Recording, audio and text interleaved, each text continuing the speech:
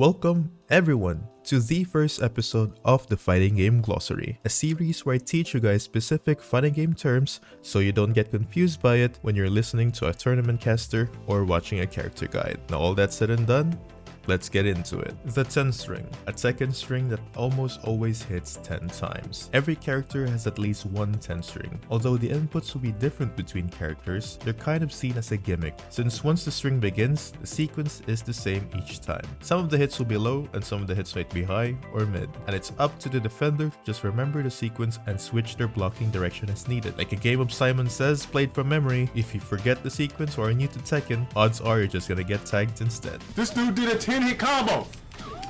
This dude's doing strings. Wow. Back turn. Facing away from your opponent with your back to them. Some moves will leave you with your back turned to your opponent, and you can access special techniques while doing this. Think of it almost like a stance if you like. Moves that have to be executed from a back turn are often labeled as BT. Balcony break. Punching someone through a wall that acts as an overhang to a new part of the stage below.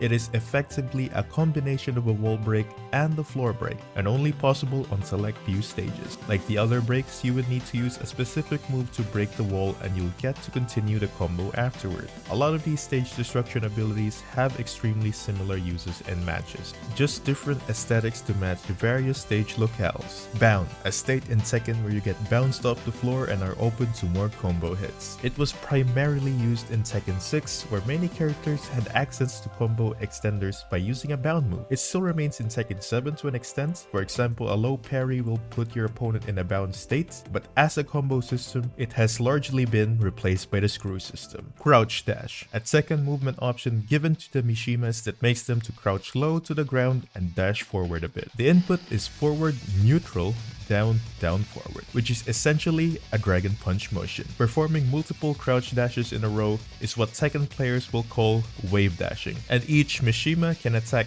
out of their crouch dash with several powerful options, including the Electric Wind God Fist and the Hell Sweep. Having a Mishima wave dash in your face is a pretty terrifying feeling because you know as soon as you try to stop it, he'll make you pay. Crush, a system where certain moves are programmed to always ignore opponent attacks of a certain type. For example, if you perform a high crush move, that means any opponent move that hits high will simply phase through you. You are effectively invincible to attacks marked with a high property. Similarly, there are also low crushes. Key charge. In the Tekken series, a key charge is a taunt-like move that powers up your character's next attack, doing much more damage and automatically causing a counter hit. Unfortunately, you won't be able to block while you're charged up, and your opponent will also get a higher damage and counter hit properties on their next attack. It's pretty uncommon to see key charges in Tekken, apart from players trying to show off or aggravate their opponents. Float, hitting your Tekken opponent into the air that doesn't involve using a launcher. For example, if you catch your opponent jumping and hit them with a quick attack, you will float them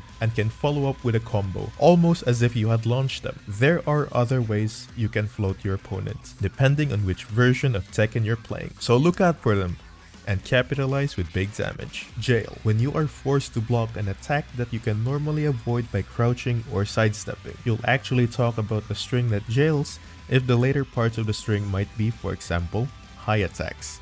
And if the first part whips, you can crouch under them like normal. However, if you end up blocking the first hit, you'll be trapped in jail and stuck blocking all of it. Clean hit. When certain attacks in Guilty Gear hit a very specific part of an opponent's hurt box, these well-aimed attacks will cause some positive benefit for the attacker, like a higher launch or a wall bounce. It's basically like Sweet Spot from Super Smash Bros., but rather than the desired hitbox being on the attack, it's on the person being hit instead. In Guilty Gear Accent Core, Soul Bad Guy makes common use of clean hit combos for his most damaging bread and butters. BNBs for short. Clean hit is also a mechanic in Tekken, but there it is based on proximity. Attacking from essentially point-blank range with one select move such as Pulse Death Fist will grant you some new properties, usually extra damage, and a clean hit message on the screen. You can also use this phrase just for its standard English meaning, as in a hit that was landed unobstructed or with finesse. You shouldn't have too much trouble figuring out which meaning is intended from context. And that's about it for now. I hope you enjoyed this video. I will definitely be making more videos like this a lot soon. I hope it's helped you folks understand the terminologies a little bit better. See you guys next video. Thanks for watching.